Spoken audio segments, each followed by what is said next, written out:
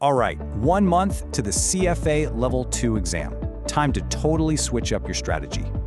Are you falling into a trap that feels productive but is actually costing you points? The big mistake? Passively rereading everything. It feels safe, but it won't get you points.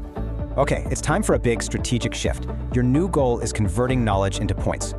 So let's reframe this. Stop aiming for coverage. We're now all about conversion, targeting actual points. So, how do you actually do this? Here's your simple 3-point game plan. We're going to focus on 3 things: high-weight topics, repeated weaknesses, and item set execution.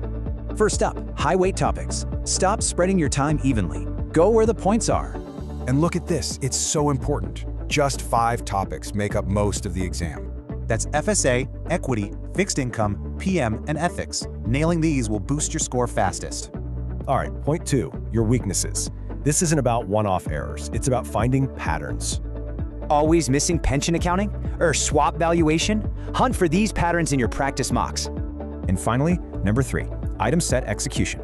Knowing stuff isn't enough. You gotta perform. Are you reading too slow? Losing details? Misreading the question? Time to fix your execution. So how do you pull this all together? With a simple, repeatable system I call